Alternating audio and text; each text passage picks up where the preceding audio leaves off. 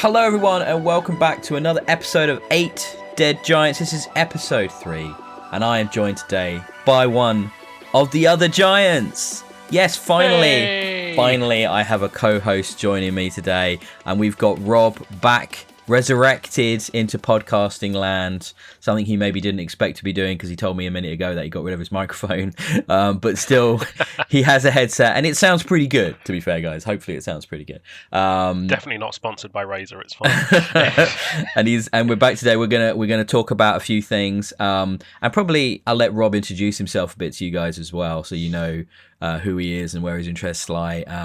And I think we probably have to talk a little bit about Dungeons and Dragons in this episode because he's a DM for our new campaign. So it's not on the show notes, but don't forget, Rob, we need to talk about that. That is one of the giants, right? When I set out the format for the show, I said pen and paper, board games, that sort of thing are one of the giants. And I haven't talked about that at all yet.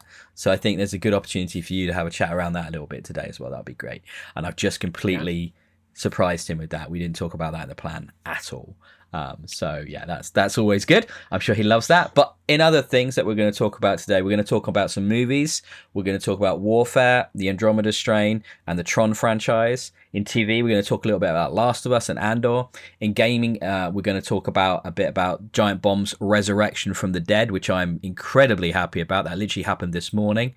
And then we're also going to have a chat about Destiny and my return to Division 2 for some reason. And just as I say that, my mouse has died again. So I'm going to try and get through this without having the ability to move my pointer around the screen. So Rob, why don't you tell us a bit about yourself and a bit about where you're coming from, and then maybe some D&D stuff while I try and fix my technical issues. Yes, so as you may have guessed, I'm Rob. I am a massive nerd. What you can't see is this is a podcast and more of an audio element rather than a visual element, is I have various bits of nerdy paraphernalia behind me. On the back of the door to my study, I have a replica of Captain America's shield. Oh, I wish it was the actual Captain America's shield. I have a Lego Optimus Prime. I have various pop vinyls. I have stacks of Magic the Gathering cards and D&D related paraphernalia. I hit as many of the nerd boxes as you can probably list on a piece of paper, and of course that extends to video games. I've been gaming. I started on a Game Boy Color years and years ago, and it's just never ended since. I'm now primarily an Xbox gamer, I dabble in PC gaming, and yeah, that kind of narrows me down. Brilliant. Reasonably well. Like Ben said, I'm a DM. I run Dungeons and Dragons games. I've run one campaign through. I've sat as player in another, and I'm just about to start and inflict my particular brand of DMing on Ben and our friends, which I'm very much looking forward to. Yes, yeah, we just finished 2 years on another campaign, and now Rob's taking the big chair and is going to be leading us through. Tell us what it is, what the campaign is. It's Vecna, Eve of Ruin, is the name of the campaign, and it was the last 5e or D&D edition or 5th edition campaign sourcebook that Wizards of the Coast released. So it, unusually for a D&D campaign, you start at level 10. Typically in D&D campaigns, you start at level 1 and you end up at around 10 to 12. That's roughly sort of the bracket out of 20. This one is the opposite. You start at 10 and you end at 20. And you're not going to be getting any sort of level 21s and 22s out of me before anybody starts to try and think of any shenanigans. It's not going to happen. Rules as written, no. But it means you start out already quite powerful, which means you have more stuff you can do, but I have fewer gloves that I have to keep on to keep the lot of you under control. So yes, yeah. It's going to be very good fun. It's going to be a whistle-stop tour around the multiverse and sort of hit locations over the last 10-ish years that 5th edition spanned. So we're going to be going to lots of new places and some familiar places as well. Yeah, it sounds really exciting. I can't wait to see what comes out of that. but it's going to be a different type of campaign. And a different DM, Yes. so a different approach, maybe, right? So it's all going to be an exciting new chapter in our real play experience. Yeah, it's gonna be good. Yes. It's gonna be good. Okay, then. Well, let's take a quick pause, and we'll get back to talk about movies.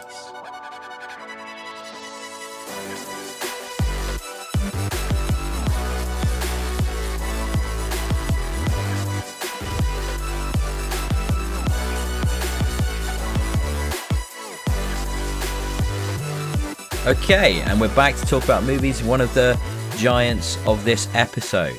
I've watched a couple of films, one very new, one an absolute classic, and I wanted to touch on a franchise as well today. So these are going to be kind of a little bit reviewy in style, but Rob, by all means, jump in, ask me questions. I'm always happy to try and explain some of this, especially if you've not heard of one or more of these, which I think is probably quite possible. So yep, you've read that room very well there, Ben.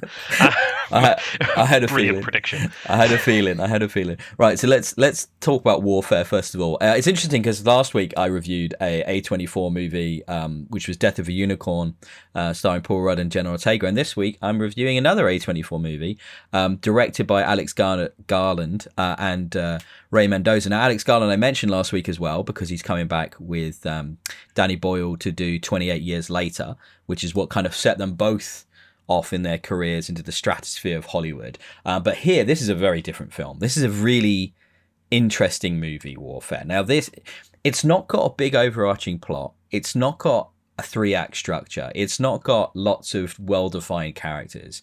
It's literally just 90 minutes following a platoon of Navy SEALs in the Iraq War in 2004 and their experiences in one skirmish that they have during that conflict. And that's it.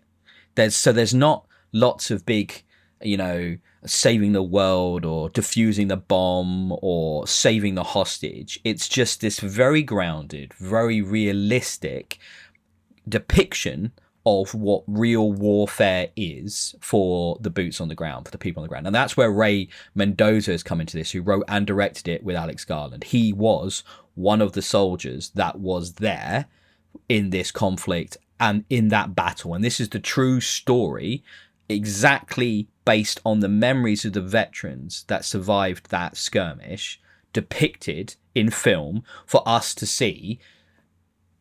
Can you call this entertainment? I'm not sure you can. It's more like a dramatic reenactment of something that happened.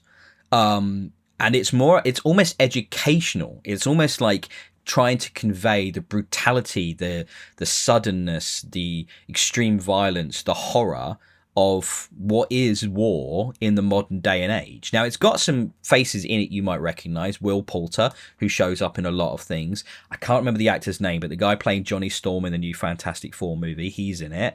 And then if you've watched the new Daredevil Born Again, the guy that plays Wilson Fisk's like right-hand man, the young lad who's trying to show off to him, he's in it as well. Now, so there's some people you recognize, but it's not like they have big parts. Like Will Poulter's probably got the largest part that stands out. He's sort of the commanding officer, the lieutenant of the platoon. But it's an ensemble piece. It's not like about his story. It's just this depiction of what happens in this pretty short period of time about this group of soldiers that just get attacked and try to survive and then make their way out of it. And there's a lot of injuries, there's a lot of horror, there's a lot of indecision. They're not all crack shots. There's a lot of like missed gunfire actually from both sides. It's ridiculous. The amount of rounds down range with actually not hitting someone is I think probably very true to realism, though I couldn't speak from personal experience, obviously, but it feels very realistic. But it's a curious film because it was intense and it was an experience, but I didn't feel like I'd watched a movie. Like it more felt like I'd been through something. Hard to explain, but Did yeah, it Rob. almost feel a bit like a lesson, a bit of more of like an education? Because for someone who hasn't seen it, it sounds very much to me in today's political climate where there is a lot of conflict, that it's teaching you what that's actually like. It's not just glamorized of your Navy SEALs on the quote-unquote good side, just swinging through the windows and everyone's killed in one shot and it's all glorious combat, etc. It's not that. There's actually the indecision, the brutality, the injuries, the horror. War isn't something we should aspire to. It's something that we suffer through regardless of which side of the conflict you're on. Does that resonate with that film, do you think? I think it's quite impressive that, yeah, a lot of what you said is true, but it doesn't have a message. It's not trying to say war bad, don't do war. It's just, this is the reality of sometimes these necessary conflicts, and these young men and women, obviously more and more now, who are signing up and sacrificing themselves for a wider ideal, you'd hope, or if not an ideal, just because that's what they've got to do, because they've got to follow orders. And so there's no message, there's no politics in this, there's no good guys or bad guys. It is just people dealing with this brutality, and the ability to be so brutal to each other, for what reason. And bear in mind, this is in Iraq, so there is a little bit of a perspective of these Iraqis. It's a lot of it's set in one house, in one building. At the very beginning in the movie, they basically force entry into this people's home, and they're in there asleep because they need it as an operational base to, stage a mission from. And so they just take it. And they put this family all in one room. These two families, actually, they put them all in one room, and they protect them. Don't get me wrong. They're not treated poorly. They protect them and make sure they're not caught in the crossfire. But at the same time, they've just barged into this building because they needed it for this particular mission. Though none of that's really even touched on.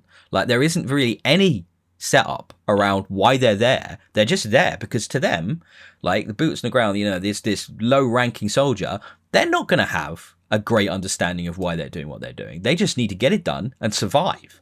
And that's what this is about. This is a movie about survival, and it's about getting out the other end of this conflict, of this one particular small-scale, unimportant fight.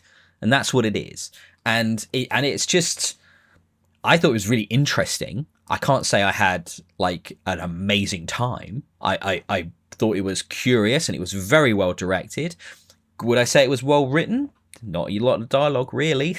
There's bits and pieces. There's some what feel very realistic moments. There's a character who steps back from responsibility because he realizes that he's been adversely affected physically by what's happened. I'm trying to avoid spoilers in the film. So he says to another ranking person there, he goes, well, I can't take point anymore because I'm compromised.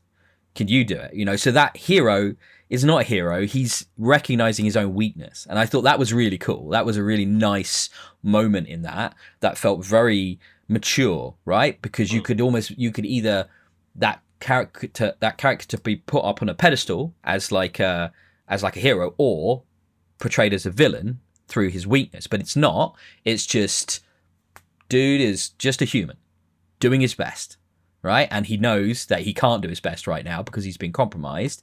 So he asks someone else to take point. And there's no argument. The guy's just like, yeah, of course, and immediately takes point and leads the guys, right? And it's really cool. I like that moment a lot. That's sort of really stayed with me. But it's an interesting experience. I think it's definitely worth seeing. It's definitely worth seeing on the biggest screen possible, with the loudest audio as possible. The gunfire and everything feels incredibly real, and like you're there, and it's really intense.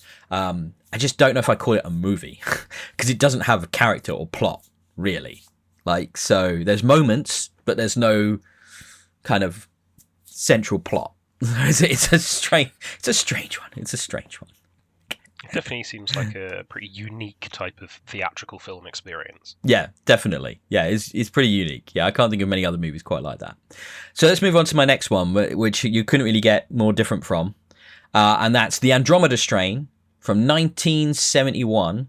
And I've just watched this again. I've seen this film many times. I'm an absolute big fan of this. I love 70s cinema, and a big fan of this movie made by Robert Wise, based on the Michael Crichton book. Probably one of the first Michael Crichton adaptations, actually, that got put put in film and stuff, you obviously, when you hear Michael Crichton, you think Jurassic Park, right? You might think Sphere, but you don't generally think Andromeda Strain because it came out in the early 70s. But the conceit of the Andromeda Strain is, so there's emissions, the satellite comes back from space, and it brings with it a contaminant that wipes out a small town in New Mexico.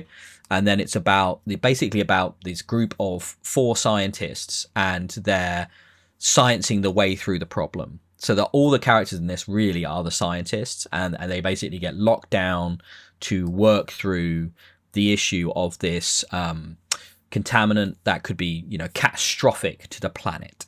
And it's a taut thriller shot in a fantastic 70s way. They just don't make movies like this anymore. The way it looks, the way the shooting style, the use of split screen, the use of fades, dissolves, the use of color, the use of text on the screen. I mean, there's so much you don't see in modern cinema, and it's incredibly well made. It's got lots of amazing performances through it, and it's really tautly kind of held together in a typical Michael Crichton fashion, if you know his work as a novelist or as someone that's been adapted many times into cinema. I watched this on a brand new release onto 4K UHD through Arrow. That just arrived through my letterbox yesterday, and immediately watched it that evening because my wife hadn't seen it in a very long time. She couldn't really remember it. I actually weirdly had already watched it again, my Blu-ray version, like 6 months ago, so it was pretty fresh in my mind. But I didn't mind watching it again because it is one of my favorites. I remember watching it for the first time when I was really little, probably like late night Channel 4, 10 o'clock, 11 o'clock at night when they put a movie on when I was like 14 or something. I remember seeing it then, and it's stuck with me ever since. It's very mature. It's not like it's full of action. There is a bit of an action finale in the third act, but other than that, it's just about sciencing the shit out of a problem, which is really compelling when you think, what you want to believe is that smart people get together and do the smart, right things to solve an issue, right? That's the fantasy that we all hope that's what's happening, right? To save our asses when stuff like this happens. And they just do a great job portraying that. And don't get me wrong. They make mistakes. Things go wrong. It's just it's very kind of slow and considered, but then lots of fantastic visual flourishes and special effects all done in camera or practically on the set. And it just is super cool. Like, it's super, super cool. I mean, Rob, have you seen the Andromeda Strain? I think you can probably make a reasonably safe bet on this one. In all honesty, I hadn't even heard of this movie until it was put on the show notes for today's podcast. It sounds interesting, though, I must say. It definitely smacks of early space, a little bit of fear of, not fear necessarily, but what comes from outer space and how could that affect Earth, rather than the more recent films where it's more let's escape Earth. So that's an interesting take that isn't as common nowadays, I don't think. Yeah, it definitely has some of that atomic age paranoia going on because of the era it was made in. So it would have been written in the 60s and made and produced in the very late 60s, early 70s. Came out in 1971. So it definitely has some of that, because there are questions of like government misuse of assets where basically everything is taken to this really high tech, they call it the wildfire laboratory, which is this underground facility that at the very bottom of it has a nuclear self-destruct bomb that will go off if the contaminant looks like it's going to escape the base. Like, it's super fun. So there's this ticking time bomb pressure, which obviously comes into the third act. That's not really a spoiler. We can all guess that that's going to happen. But it's this high-tech facility with 5 levels of containment, where you start at the top and then you have to decontaminate more and more as you go through. So they all have to go through this rigorous ordeal of their bodies being scrubbed of any kind of particulate or anything that could mess with the science, basically. So you get all these cool sets and mad special effects to imply that they're being scanned or cleaned or scoured or all of that sort of stuff, and I just think it's just a really cool movie of that era. I don't think it's that well known. I don't think it's known like Jurassic Park is known, for example, because another Michael Crichton book. But I would hope from what you're hearing me say, you'd be interested in checking it out, because it is different and it's not super long, and yeah, it's just really cool. I think you'd enjoy it. It's like a really good thriller. Yeah, it goes. The presence of less Chekhov's gun and more Chekhov's underground nuclear warhead is an interesting concept, because a second that they introduce an underground nuke designed to, sterilize everything and everyone in its blast radius, then it's going to have to go off, or at least almost go off at some point. So the how that happens, the why that does happen or is stopped, is an interesting motivator for personally myself to want to watch that movie, when it's definitely an older movie than I would otherwise choose to watch, as I'm a bit of a Philistine. I mean, I get where you're coming from, though, right? Because movies from the 70s, especially, they get easier in the 80s, but movies from the 70s, the era of the auteur filmmaker, where they were given a lot of freedom to shoot films and write films in very weird ways, they're very challenging. Like, you have to be in that mind, you have to be in the mood to, like, be a bit uncomfortable and be a bit, like, confused sometimes with films from the 70s. And I think once I've watched a lot of films from the 70s, so I've kind of immersed myself in that language and in that sort of portrayal of character and the way it's shot and that style. But until you get into that headspace, they are really different. They are like really different from modern films. But that's why I love them, right? That's why I love them. Maybe I'll have to lend you my copy so you can check it out. Yeah, I'd be interested in that. Right, and finally, because I haven't actually talked about this, because I did my summer movie preview last week, but this isn't coming out in the summer. So I thought, you know what? I know Rob has seen the Tron Ares trailer as well and is just as excited as me. So let's talk about the Tron franchise. Now, Tron Ares isn't out until October, so it missed my summer preview because of that. But based off of the back of that, I wanted to go back, talk a little bit about Tron, talk a bit about Tron Legacy. I love this franchise. I think it's one of the kind of forgotten Disney franchises that's been ignored a little bit because of Star Wars and because of Marvel. And I think it's one of their best. And honestly, any opportunity to talk about Tron. So Rob, I think you're a fan as well, aren't you, of these films? So do you want to talk a little bit about Tron and your connection to it before I do mine? The original Tron, I have a very light connection to. I knew of it, but I really fell in love with the franchise with its sequel in, I can't remember what year now, but Tron Legacy, just the music, the visuals, the everything in that film just spoke to me. The darkness and the bright colour, the blue, the white, the orange, and those are basically the only colours you've got across the entire movie once you get into the meat of the story. That visual impact, absolutely phenomenal. Daft Punk, incredible musicians providing the soundtrack there, which is a soundtrack I still listen to now.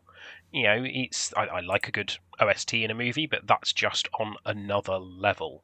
So for me, the sequel, Tron Legacy, has always been my favoured point. Did you watch original Tron when it came out, or when it was around? Like, what? Oh, I'm not that old. I'm not to the original. I'm not that old. It came out in 1982. I'm nearly that old. I'm not quite that old. So close, but not quite. But no, I definitely grew up on OG Tron. I can't remember when I first saw it, but I would have been 10, 11, 12, something like that. And I always thought it was just such an incredibly visually striking movie with the way they did the special effects in camera, prior to CGI, how you'd watch that now and you think this must be CGI, but a lot of it is physical effects with some very early types of computer assisted stuff, but a lot of models, and the way they shot and they did the suits and how they look, and it just it is so unique. There's nothing that looks like Tron, even to this day. Legacy and Ares are doing CGI, but the way the colors work and the way that world looks of the grid is just so different to anything else. And that's why, when I was a kid and I saw that original, it really stuck with me. And Jeff Bridges is just brilliant in those two movies. He's so great. And obviously his character changes a lot between the original and Legacy, and I don't think we even know if he's going to be in Ares at all. I really hope they find something for him, but obviously Ares is about Jared Leto's character, and the whole conceit seems to be is the grid coming into our world, which is just going to be insane and awesome, and I can't wait. But yeah, the original Tron, the concept of the movie is there's a digital world. It was this era of arcade games and the beginnings of high-end sort of electronic entertainment that was starting to proliferate the mind space of the populace and get into pop culture at the time. So yeah, Steven Lisberger came up with this crazy concept of, imagine this games designer and he makes a game world that he can then go into. What a fantasy, what an incredible fantasy for gamers like us.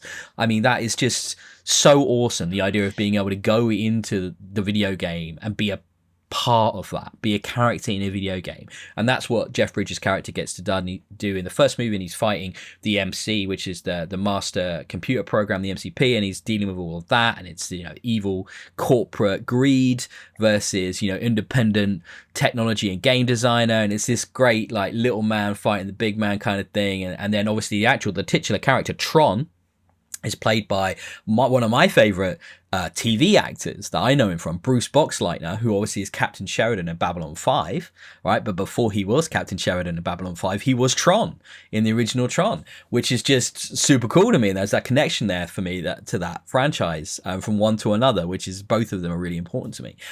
So that movie was really seminal for me. But then Tron Legacy kind of came out of nowhere in 2010. Which is the year. I've just looked it up, by the way, Rob.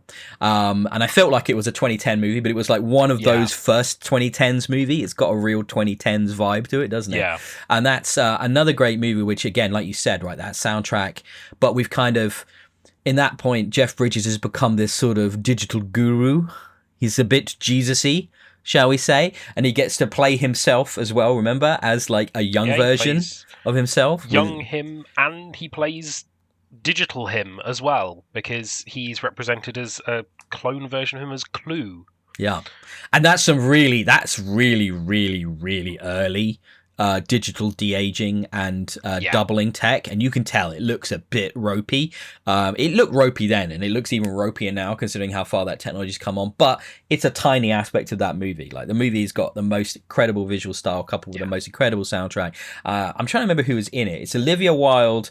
And who is the main character in Tron Legacy? What is his name? The human character. God, Sam Flynn. Sam Flynn, played by Garrett Hedlund. That's it. What happened to Garrett Hedlund? Does anybody know what happened to Garrett Hedlund? Not a clue. I assume he's retired on all of his Tron Legacy money. Well, that's part of the problem. Didn't do great in the box office, right? Which is why we didn't get a sequel straight away. You know, a sequel to a kind of cult favorite 80s movie many decades later, not doing well in the box office. Shock.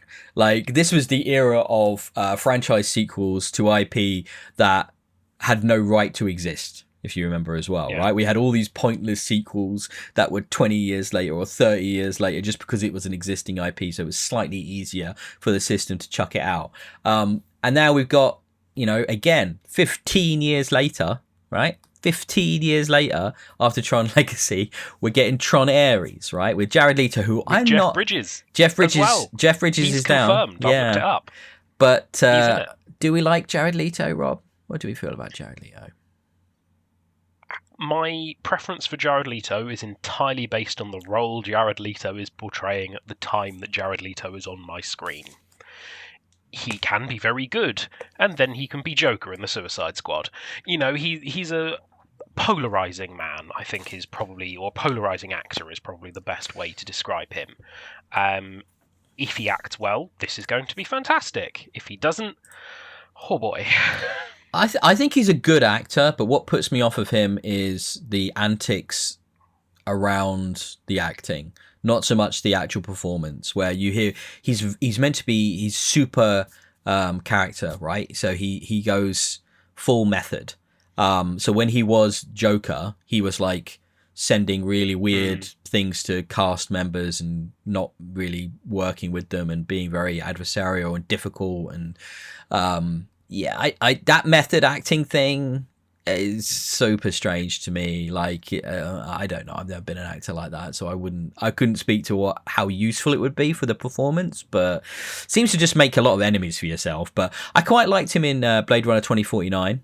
I thought he was good in that. But I don't know. We'll see. But for me, it's this idea that the grid, escaping the grid, and they're all coming into the real world, and you see the recognizer going down I think it's Chicago, isn't it? Where it's just going down the street, and you're like, what is happening? And there's light cycles on the bridge, and you're like, oh my God, this is going to be amazing. I really hope it lives up to its potential, in the way that the Jurassic World, right, concept didn't live up to its potential. I really hope this does, because the idea of dinosaurs all over the world, they've escaped, and then those films were not very good, especially the second one. So yeah, fingers crossed Tron Ares isn't just the bits we saw from that really good teaser trailer, and it actually justifies what it's doing. And I'm excited for October for it. I'm going to make sure we're going to go to the cinema together, right? Me and you're coming with me. We're going to go watch that together. So I'm up for that. Let's do it. Just on Jared Leto, if he's going to method act him as a program, I think he is in this. What's he going to do? Method act, plug himself in to charge via USB at night time when he goes to sleep? Like, how's he going to method act this one? I don't know. It's all wireless charging now, Rob. I mean, he should sit himself on an Anchor charge pad when he is back in his trailer. Light up earring, there we go. Yes, I'm on charge. I mean, that would be pretty good. Okay. That would be quite funny to watch, yeah. Yeah, so I love the Tron series. Fingers crossed. It's definitely going to be a rewatch of the previous two as well before the new one. Definitely get ourselves ready for that. Right, okay then. That's the end of this movie section. So let's have a little pause, and we'll come back with some television.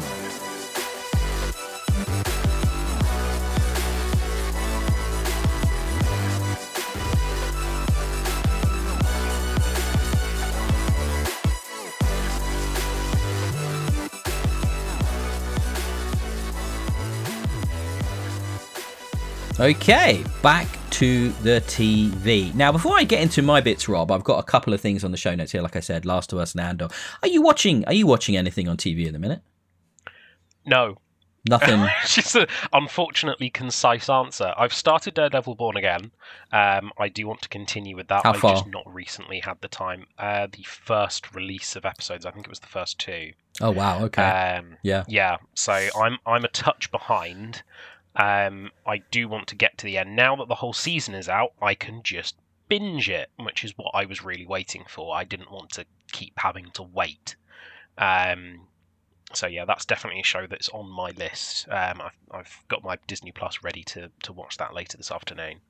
Okay, brilliant. Yeah, I mean, look, it's mixed for me, Born Again, but I'll be hopefully when you've watched it, we can have a chat, having seen it all, and we can maybe dive into a little bit of that pros and cons on that one, I think, and how you feel about season 2 and stuff like that. So that'll be good. But let me touch on a couple of shows that I think I've mentioned before. I think I mentioned in episode 1, both of these. But Last of Us is still continuing fantastically.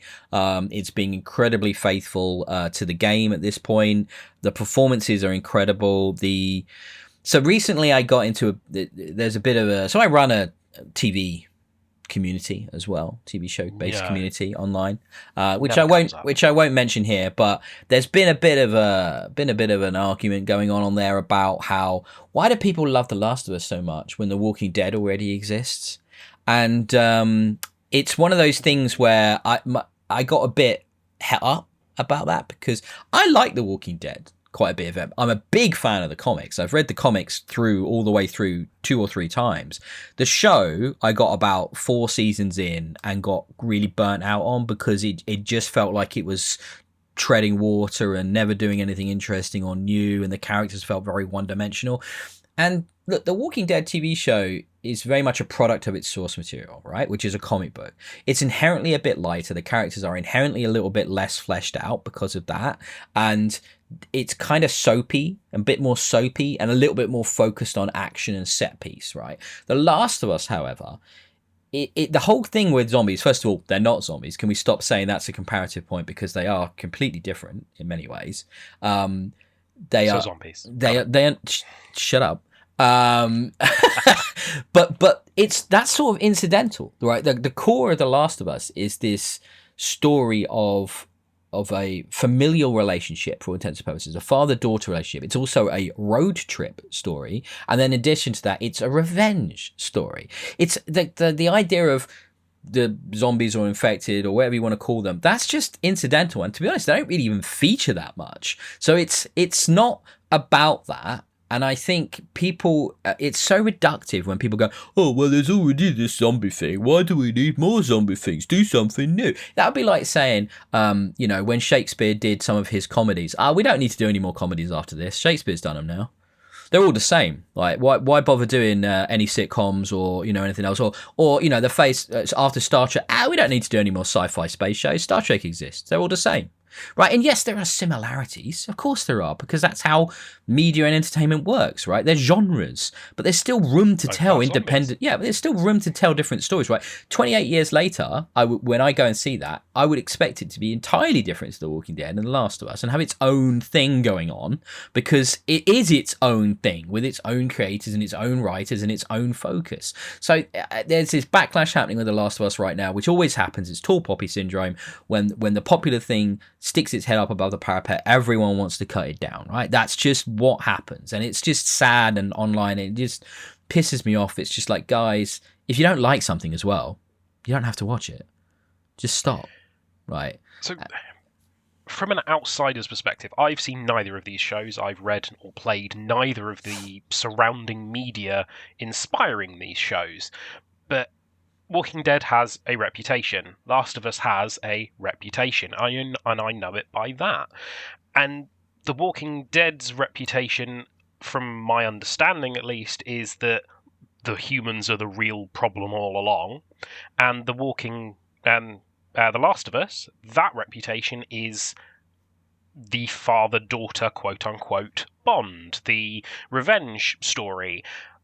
It's that dynamic storyline that is the focus, not the same thing. It may hit some of the similar beats. Yes, there are broadly what you can classify as zombies, in quotes, in both of them, just for ease of classification. But that isn't the main thing. They're both touching on different avenues of that whole zombie problem. Yeah, and I think this argument that, so one of the reasons that people said The Walking Dead went a bit downhill, especially in its middle bit, so I've heard it came back together well at the end, was that the producers and the writers listened to the fans, and the fans said, we want more zombie action. So they just kind of put in more and more, horror zombie stuff, and people fighting zombies and killing zombies and zombies killing people and stuff like that, as if that's what defines the genre. Now, I would consider myself pretty as close to a zombie genre expert as anyone can be without having written papers on it, right? I have watched and consumed just about every piece of zombie media that's ever been written, programmed, performed, you name it, right? I love them. The king and the creator of the zombie genre, John Romero, right? George Romero, sorry. There's a John Romero, that's Doom. George Romero. He in his zombie movies, Night of the Living Dead, Dawn of the Dead, Day of the Dead, etc., that isn't, the zombies killing isn't the thrust of that, right? And he's the guy that basically created the genre. It's an allegory of race. It's an allegory and a metaphor around loss and survival and the degeneration of man and the places we go to. Zombies are a reflection of humanity. That's the whole point. That's why people find them so scary, because they are us without empathy, without morality, without ethics. They're still us though, right? And that's why when you see zombies coming at you and eating flesh, all they are our basest instinct, right? To consume, to survive. Something George Romero did a lot of, which was, especially in Dawn of the Dead, obviously this whole idea of consumerism. He set the whole thing in a mall, for Christ's sake. I mean, it's obvious there are multiple layers of message here, and yet these fans of zombie stuff say, oh, it's what more zombie killing. We just want more zombie killing. It's got zombies. They're all the same because it's got zombies in it. Guys, you just, like, the whole point of this genre is to explore other things through that lens. That's why it's so enduring. It's not just because of the scary bits where we kill the zombies. Like, what are you talking about? Like, think a bit beyond the obvious, if you could possibly pull your ass out of your TikTok screen for 5 seconds to do it. Sorry. I feel a soapbox has just spawned itself in under Ben's chair. Well, this is what happens when you give a middle-aged white man a podcast. Sorry about that. But yeah, should we move on to the next thing? Right. Andor. Right. Rob is a massive Star Wars fan. I want to be clear. He's a huge Star Wars fan. I do love Star Wars. 100%. But he's not watched Convince any... me why Andor is good. It's a story about a man we know who dies from one of the better Star Wars films of the recent generation. Possibly the best Star Wars film ever, but that's probably a bit of a debate. Convince me why it's important we care about a man we know what happens to. There is no threat. There are no stakes. Convince me. You're right. You're correct about that. I'm not going to pretend otherwise. It's that prequel problem. You know where the story is going to end. You are correct. The way stories are told in the Star Wars universe are interesting, aren't they, though, now? Because we've got prequels, we've got sequels, we've got interquels, we've got this bit and that bit, and you've got this part, the end part of the story being told before the beginning part of the story in the middle. So it's kind of like, it's difficult to escape that, I think, to a degree now. Calling this show Andor, right? I can understand why you'd call a show Obi-Wan, right? Because Obi-Wan has huge brand recognition. Everyone knows that character, loves that character. Calling a show Andor is confusing to me as well, because nobody really connected with that character in Rogue One. He's decent. He's fine. Don't get me wrong. Yeah. But like, it's Jin's story, isn't it? Like, it's not his story. So to call that show that was a weird choice to me. I would have called it something like Rebellion, or Rise of Rebellion, or something like that, or even Downfall of Empire, or, you know, the beginning of the... There's loads of things you could have called it, but they went with Andor, and he is the central character in a way, because he's sort of our way in, especially in season 1, into this world of this burgeoning rebellion. What is so great about this? And this is the question you have to ask yourself: do you want adult Star Wars? Because if you do, right, this is the show. Because if you come to Star Wars because you want lightsabers and Jedi and space magic and all of those great bits of Star Wars, which are aimed a lot at the younger audiences, right? Because let's remember, Star Wars originally was for kids. That's why it was made, right?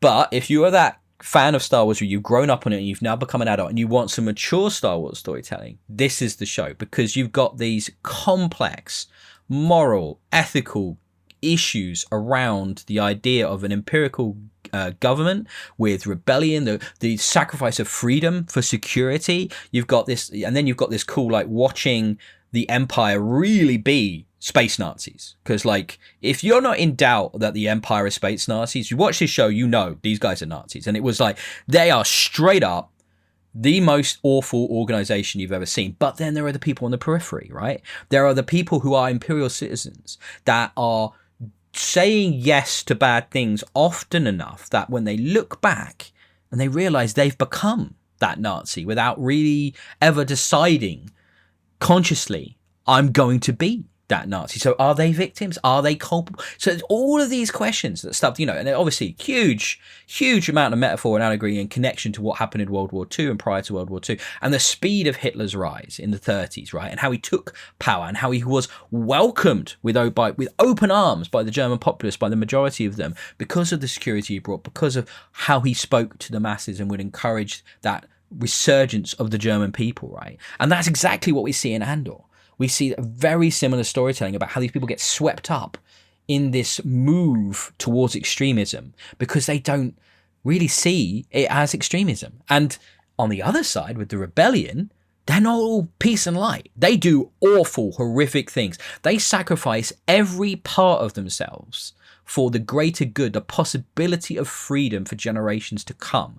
They give everything, their lives, their morals, their ethics. They do terrible things for that greater good. And it does fantastic storytelling that shows all these spectrums. And then it's still Star Wars as well. TIE fighters, explosions, stormtroopers, you know, all the stuff you'd expect from Star Wars, but with this layer of maturity and storytelling that I can't put down. It's the only show. So every week it's been coming out on a Wednesday. 3 episodes drop because there are these this tranche of episodes for 1 year. Well, one moment or one part of the years running up to the Battle of Yavin is what they're doing in season 2. So it's 5 BBY, 4 BBY 3, etc., etc., etc., right up until the year before, and then we'll have Rogue One at the end of it. We've got one more tranche to go, and on a Wednesday, I watch all 3 episodes back to back, like a long movie.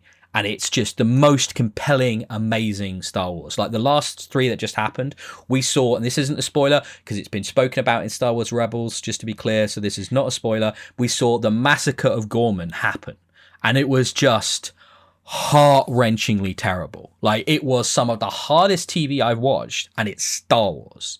And it's like the fact that Star Wars can bring that kind of storytelling now, it's matured to that point, and they're letting the guy do that. Like this, I mean, we've got a lot of fair criticism of what Disney have done with Star Wars, right?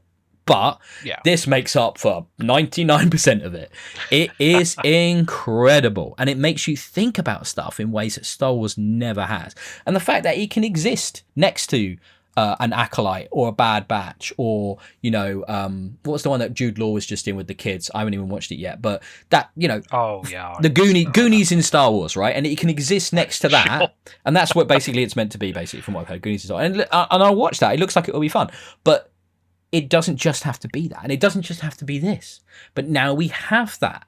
We have those choices, and it's so cool. And then also Krennic is in this season as well, and Ben Mendelsohn is just so peak. He's the best Imperial arsehole officer you've ever seen. He just owns that role. He's so good at that. He's having so much fun, and the character, all the performances are incredible.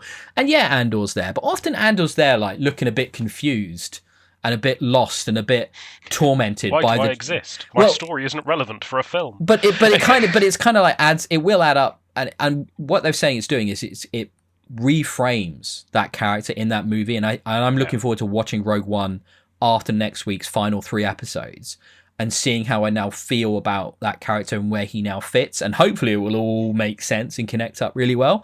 I think it will. I trust what they've done so far.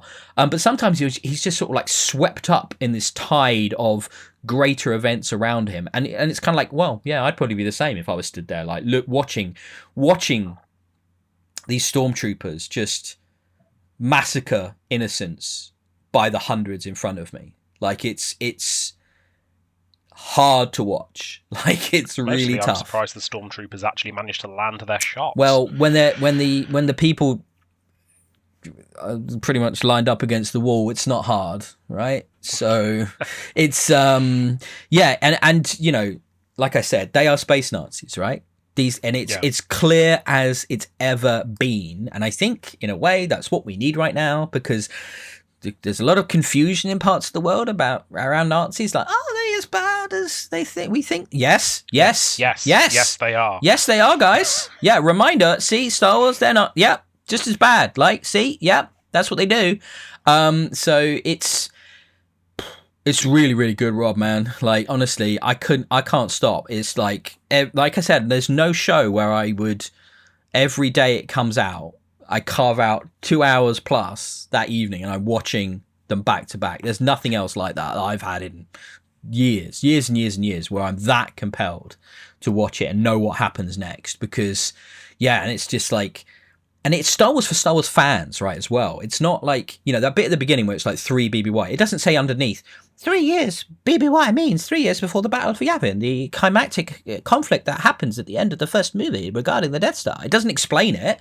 It just assumes you to know what BBY means, which I know because of Expanded Universe, and that's how they tracked the chronology of the books for 20 or 30 years when those were coming out. It was always before or after the Battle of Yavin, and that's where their chronology was tracked. But if you're not that guy, if you're not those, if you're not immersed, you're not going to know that, right? But it's not for kids. You're a fan. You've been a fan for 30 years. You love this. You know this, and that's why you're watching. And it's brilliant. Yeah. By the sounds of it, it still has one very critical problem. And you'll look at me dubiously for a second, but let me run with this one. The critical problem is that it has been named poorly and branded poorly. Yeah. Like you said at the start, it shouldn't be about Andor. It should be about the rebellion or the fall of the Empire. That's how it should be being branded, rather than following random doohickey dude the third who we know dies. He's just the vehicle into that wider story until he becomes relevant. He needs to make his various connections to like K2SO, that sort of thing, who I understand is in the season. Is he still voiced by Alan Tudyk? Yes. Oh, that makes me very happy to hear. That makes me okay. Yeah, that's a reason for me to watch it alone, because I loved K2SO in that film. So yeah, you might have actually convinced me to start caring about Andor, which I did not predict was going to be possible to happen. But I'm legitimately going to give it a proper try. So, an actual attempt to watch. The first season is a bit more. The first season is definitely more around Andor. Like what happens is more directly connected to him. So originally the Andor, I believe, the concept was 5 seasons. Right, they were going to do 5 seasons, and it was going to more gradually ramp, right?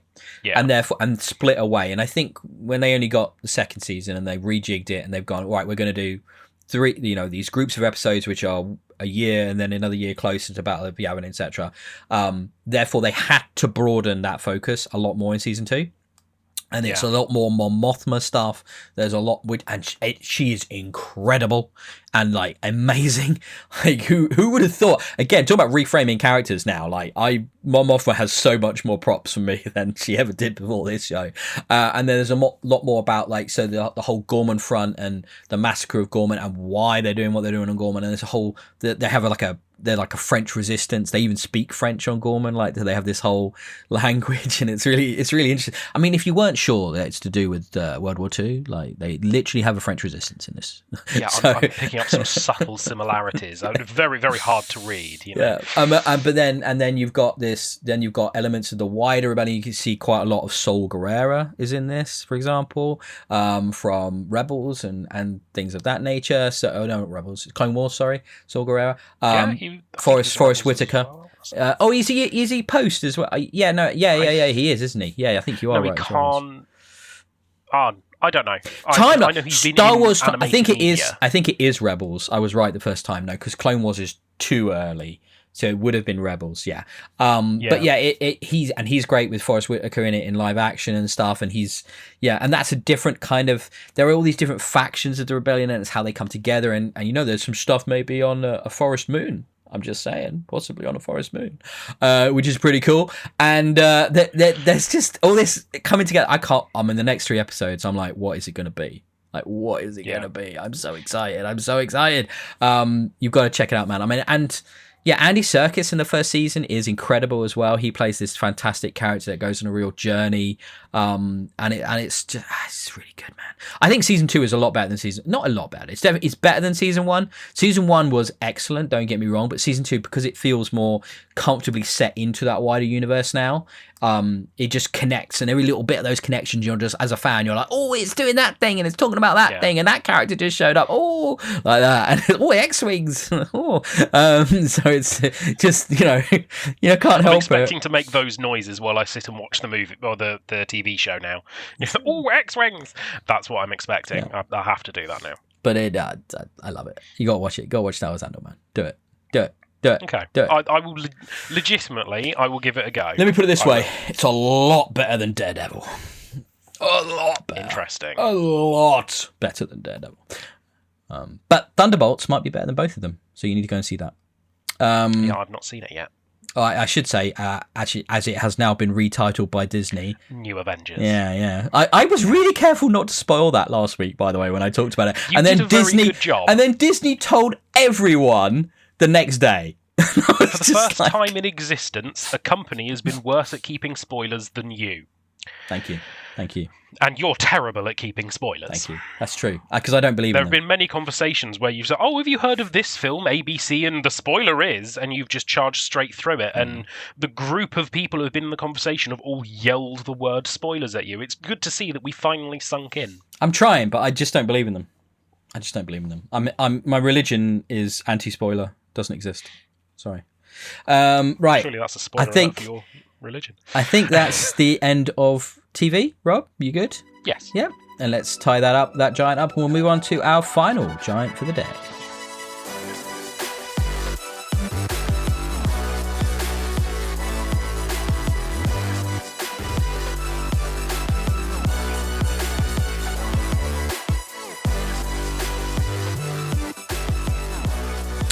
let's get into the giant that is gaming chat.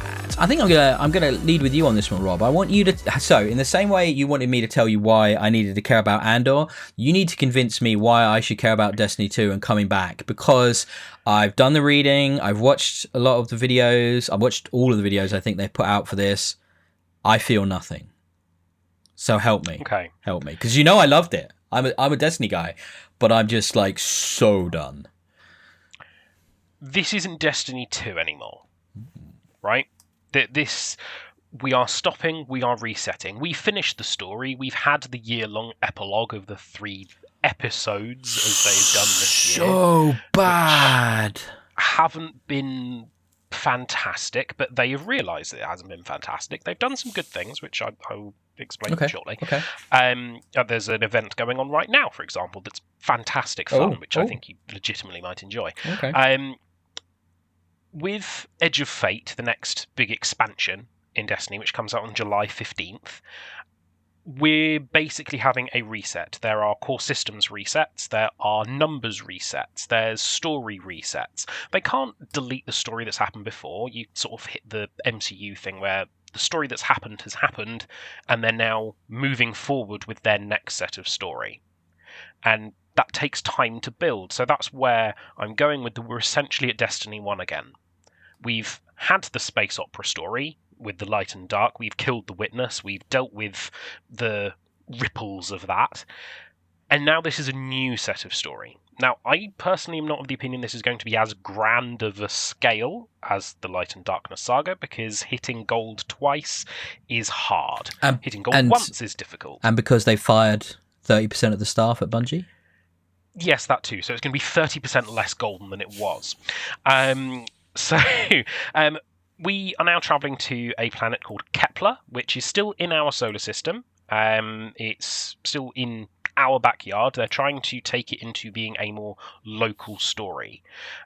We are focusing on the enigmatic beings known as the Nine, who we've known about for years. They've always been there. They've always been talked about. Every weekend we've had Xur and his various wares of the Nine, etc.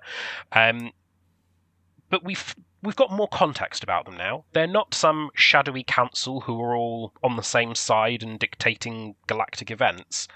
They are 9 individual beings who have their own motives, their own agendas, their own issues, their own grudges, their own personalities. So that's very different to where we thought we would be. The 9 was always presented as this united front. They're not. They're very much... 1 or 2 members might be vindictive, another 1 or 2 members may be quite generous and have a great deal of benediction toward us. But yes, we're following that story. We're going to Kepler, and we're hitting more of like a bit of an exploration and puzzle-solving vibe now with, I think it's Metroid and Metroidvania type style, which I can see Ben is losing will to live on. But we're getting new abilities and new features to be able to do these things. One of the abilities, we can transform into a ball of energy and roll around through enemies as well. You can use it as a combat thing, but you can use it to solve puzzles. There are lots of overworld puzzles. There's basically a gun that fires through portals.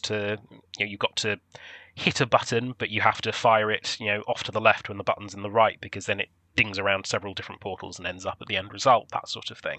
Lots of puzzles, lots of exploration, lots of story. So we have been promised. The execution of which is still very much up for debate. I groaned so hard when I saw that lightning ball thing, and they were like, "Oh, it's going to be like puzzles." I'm like, "What the is this? This is not Destiny. This is not the core." Right, so Bungie, who coined the term 30 seconds of fun, right? Which indicates designing and creating a core gameplay loop, which you then iterate upon successfully to build out a game, right? Which is where the incredible gunplay came from in the Halo series, which obviously went into the Destiny series. It's the same, there are no better feeling guns in a shooter than the Bungie guns, in my opinion. They are incredible for that. So why are we fucking around with turning into a ball and rolling around like we're in Metroid? I mean, it just screams of, guys, we need a new thing for the new thing. And it's like someone who's like some millennial or Gen Z, like, oh yeah, play that Metroid game, let's try being a ball. And it's like, are you kidding? That's what you're going for. That's what you're putting. That might be a tiny part of the game, right? It might be. But that's what you're putting in the promotional material to go, hey, look, we've got a new idea. And it's just weak.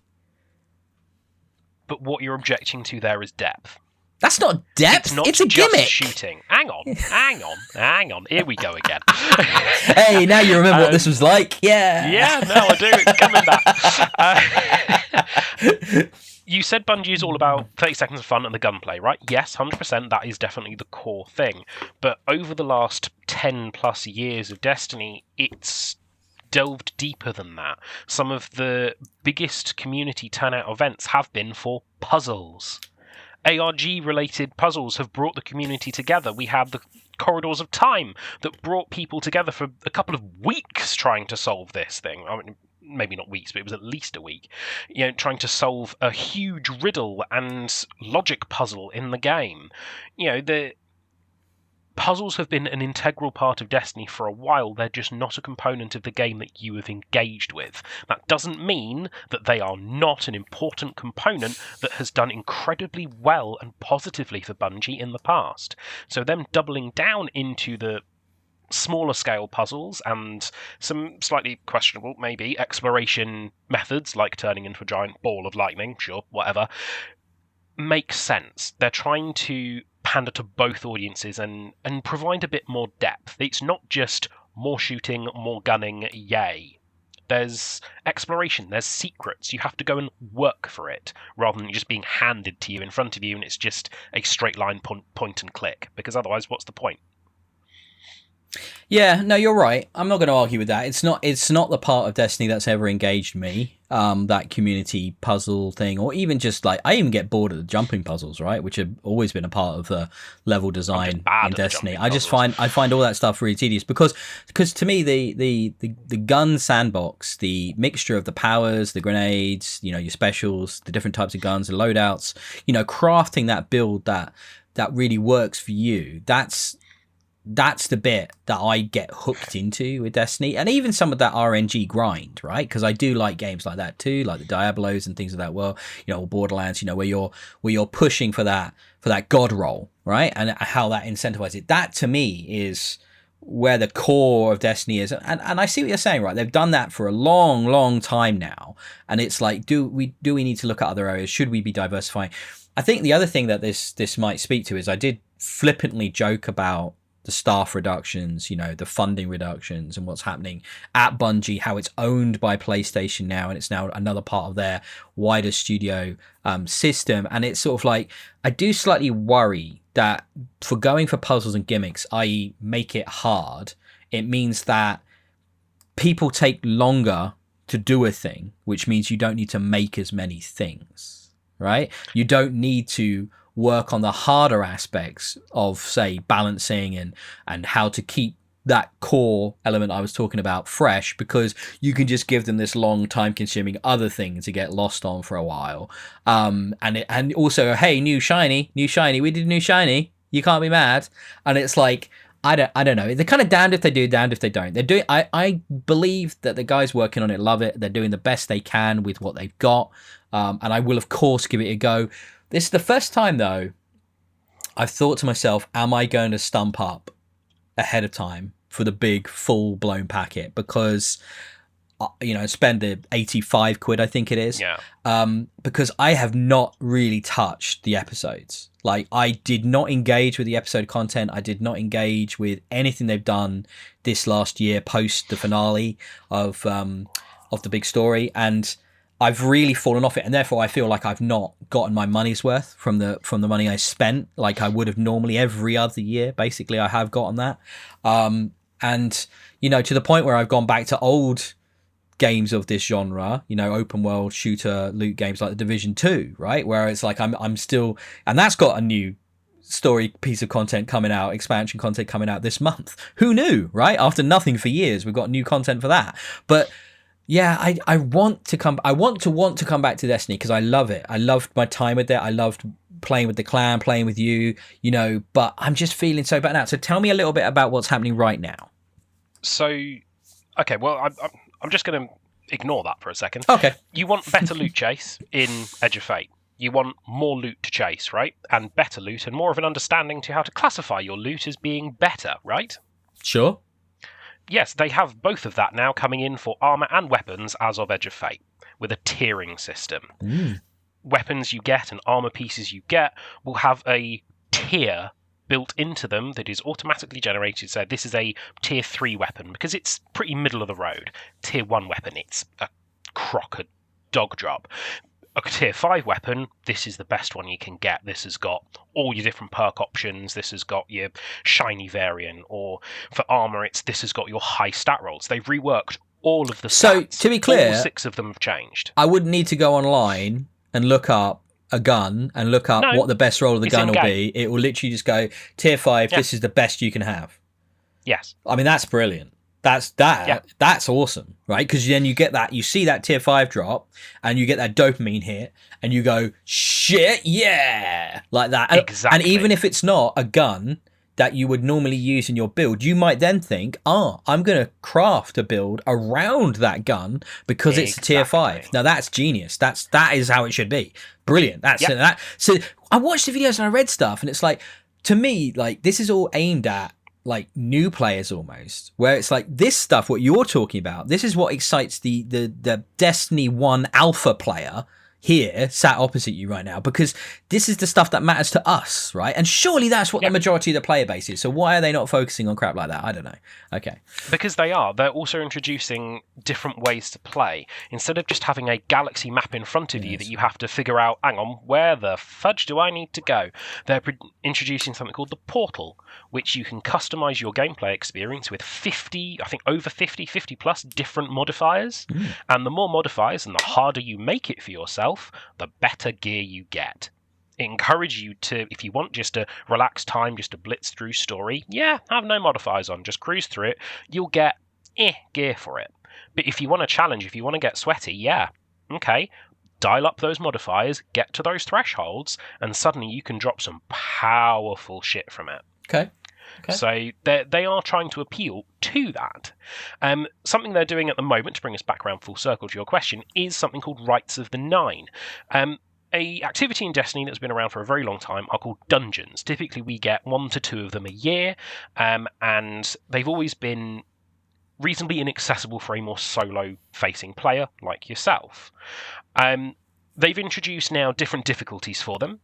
With one particular difficulty is called the Explorer difficulty, which is, here are the objectives, we've signposted them for you, we're going to teach you how to do this dungeon, with text prompts, objective prompts, helpful platforms through the jumping puzzles that if you get to a certain point, they just spring up and you're fine. It teaches you how to do it so you can then tackle the harder difficulties and the even harder difficulties. And they've changed in those other difficulties how some of the mechanics function, added extra mini-bosses, that sort of thing. So it's a big event that's ongoing for, I think it's about 4 weeks at the moment. Another event that's happening right now and is around until, I think it's for another 5.5 days, is to do with mechanic warfare. I've got the name.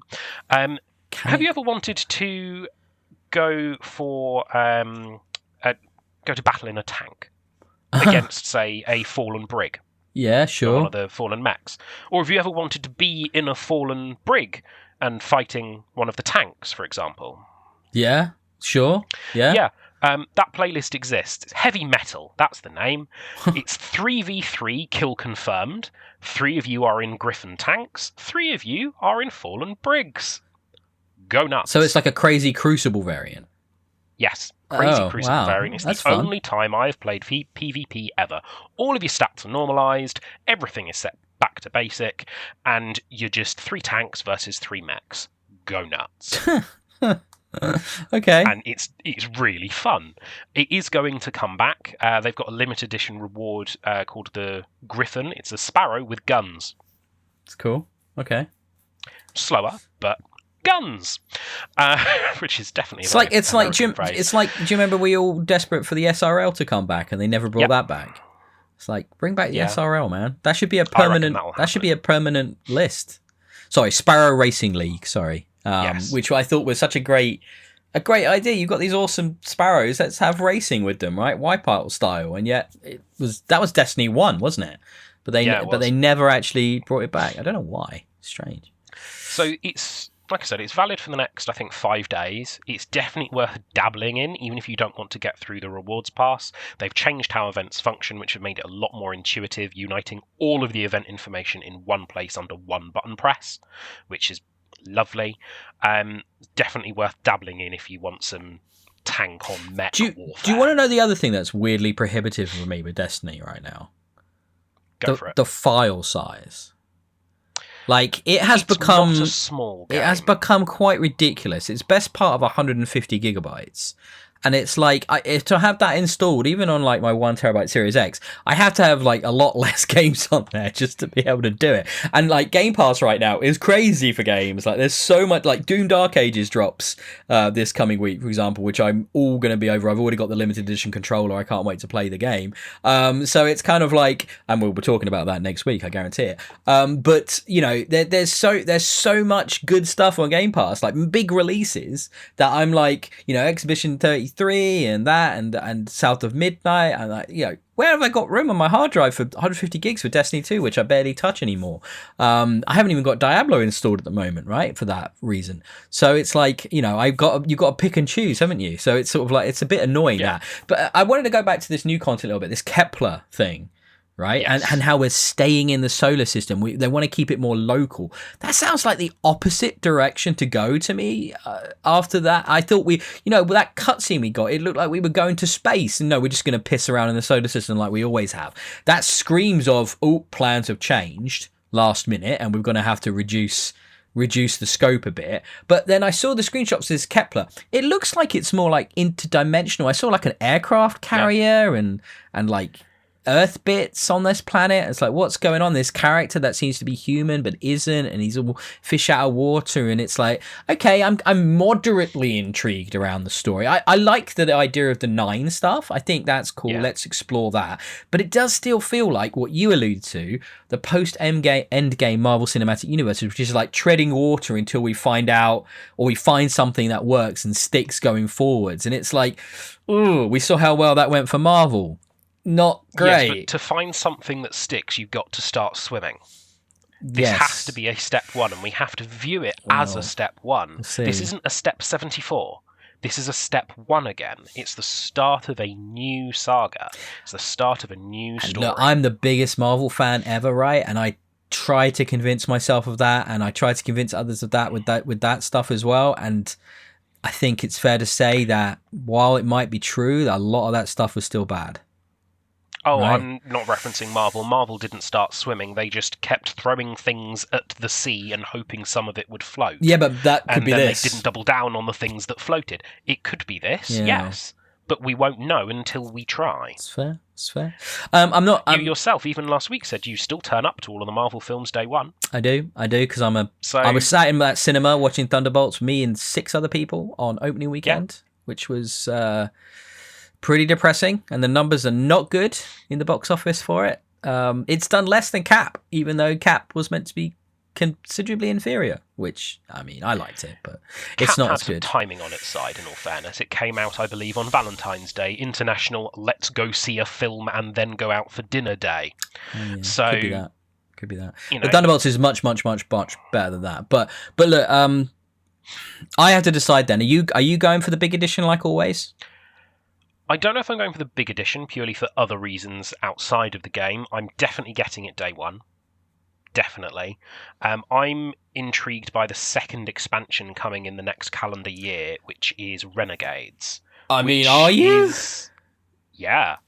I watched the Influenced by video. Star Wars? I mean, it's not influence, Rob. It is. Is it not a cross marketing deal? I mean, it doesn't look like it's influenced. There's definitely some strong influences. We've had pre-order skins that are Star Wars based, like Grievous and Darth Vader and so on. Yeah, but there's definitely just straight skins of stuff going in the game. Pretty sure I saw a lightsaber, didn't I? Oh, you won me with the lightsaber. That's fine. It had a lightsaber in it. They've gone on record in an FAQ they released and in their Bungie Weekly blog that this isn't Star Wars but told in Destiny, but it's a universe that inspired them a lot, and they want to tell similar stories. They want to do things that are inspired by the Star Wars concept rather than just going, well, let's just have Jedi then. We've already got the space magic. We've done that. We've got it. I'm trying so hard to give them the benefit of the doubt, but it just screams lack of ideas and we need money, so let's do a deal. And it oh god, I'm trying to give them the benefit of the doubt. They've earned some of that, definitely. They've earned some like suck it and see first sort of thing, but oh god, it just like watching that, and then I watching that pre-order thing, and I was like, surely this is just like Fortnite, a licensing deal. It didn't feel like Destiny at all. And I'm like, if I want Star Wars, you know what, there's some really good Star Wars games out there, right? That last one from Ubisoft, Outlaw, flipping awesome, really good open world Star Wars game, really really good. This is why I think it could be a cross market deal, because didn't do well, didn't sell as well as I hoped. So maybe Star Wars license, Disney, they're going, oh, do you know what? We should do a deal with these guys over here at Sony, because they might be able to help us out with a bit more of a revenue stream. So it's like, oh, okay, let's see what happens. Let's be open-minded. Try hard. Optimist. Okay. I'm not as hyped for this as I was for the final shape, straight up. And I'm a massively enfranchised Destiny player. A hugely enfranchised Destiny player. It's basically my main game, like an addiction, right? But I'm not, oh my god, yes, I'm excited, but they've really got to work to bring people back to be obsessed with it again. I mean, yeah. If they do it well, and if they focus on the main things that work in the game franchise, then it will come. It's when they try and do the other silly bullshit that's when it's not going to function. You know, if they think too big and overextend, they'll fail. So them bringing it to a slightly more local and going, okay, well, we've got the big question of the 9. Let's do something with them. Let's tell a story with them. Let's build out this universe a bit more in this direction, where we've gone that direction first. Let's go this direction now and see what happens. I've got to have a modicum of faith until I'm proven wrong. Yeah. No, that's fair. I don't think I'm going to talk any more about the Division 2 right now, other than I'm dabbling because there's a new expansion due in May later on this month, which I'm amazed is happening, and I love that universe. I love the combat in that game. They are fantastically well made. It's a bit weird going back to it now after many years away, because there's a lot of changes and stuff that I don't quite understand, as often happens with games like this. I need to probably put more time into it, but it's worth checking out. And the final thing I wanted to mention, because I talked about it quite a lot in the previous podcast, which was the implosion of games media, right? The large corporate sites that cover games, the awfulness that's happened with Polygon already, where their masthead went from 27 people to 8 people, and the vast majority of the staff will let go, and it's now going to be turned into a click farm nightmare, which is what the company that bought them is known for. Disgusting. The other bad news at that time, a week ago, was Giant Bomb. I've been a fan and a paid member of Giant Bomb in the past, though not currently, and been very active in their communities for, well, basically since day one. I've always listened to their podcasts. I love those guys. They've gone through a lot of team changes over the years, where different members have left and new people have come and gone and come back again. But then we had the news last week, where it looked like it was imploding and that fandom were basically going to kill it, and some of the core members left or were fired, and it looked like the same thing was happening there. It was really, really bad. But we've just had the news last night. It came out of their PAX panel. From the ashes, a new Giant Bomb is born, a fully independent one in which the creators now own the website. For the first time ever, Giant Bomb is an independent entity owned by the people producing content on it, and not by a large corporate overlord such as Fandom. This is huge. They're going to have the freedom to do what they wanted to do all along and not have people telling them no, which is just super exciting. There's still a lot to know. We've not worked out yet, a lot we haven't heard yet in the community, but it seems like they literally bought it out from fandom. How they stumped the cash up for that, maybe we'll find out. But now more than ever, their subscriptions are going to be very important to them. They're paid for subscriptions, and I will be re-upping to support them myself personally. But as a big fan of the output that they've been done for many years, this is really exciting, and it's just great to see that it's not going away. I'm super excited about that. So yeah, really congratulations to the guys over there, the multiple Jeffs. There's 2 Jeffs, Mike, Dan, Jan, all of those guys. Great to see that. Heart goes out to you guys. Well done. But that was it. Rob, have you ever partook of the giant bombs? Literally, I've never heard of them until today. But it sounds like a very similar Phoenix from the Ashes story, like Yahtzee Croshaw and Fully Ramblematic, where they split from the Zero Punctuation label for other such reasons. Yeah. So it looks like there's a lot of movement into that independent space now, which is only positive. So the difference here, the thing that's happened a fair bit. So they've had people leave Giant Bomb in the past because they were unhappy with the corporate overlords. They had some of the founding members left, like so Jeff Gertzman left, Alex Navarro left, and Vinny left, and Brad left, right? So they all left, and they've all set up their own things. There's 2 different things. Jeff Gertzman's got his own podcast thing called Jeff Gertzman, and the other guys set up Nextlander. The difference here is that they've still got Giant Bomb. Like that's what doesn't normally happen, which is that they were able to keep the brand and the platform and the website and all the back end, and actually they've bought that out. They've not had to leave and start their own thing. They bought that out from fandom, which is crazy. I can only imagine what they've had to do to leverage the cash money to do that, right? So that's why supporting them now is going to, I think, they've not said this, by the way, I'm just guessing, it's going to be really important to them because they might have remortgaged their houses and stuff to achieve that, right? You don't know. I'm just guessing. But I just think it's really cool that they're going to be able to keep that. They're going to be able to keep that thing they built and keep that brand. And I know that's huge, right? That means a lot. So that's just really cool. Like, yeah, super good news. Good note to end on, and a good story that's come out of some of the crappiness that's happened with games media and the games industry over the last few years. So for a change, we have a positive thing to share. So that's always good to hear. But yeah, Rob, how was it being back? It's nice. It's good. It's good being back. It's good being back. Yeah, it's like slipping into a comfortable pair of shoes. Yeah. See, you were a bit nervous before, weren't you? I was. Yeah, it was nice. But it's just we'll have to it's just hanging out. Into our D&D a little bit more in another podcast, I think. Yeah. So you feel free to structure some stuff, and we'll get into it. I'm always happy to talk about it.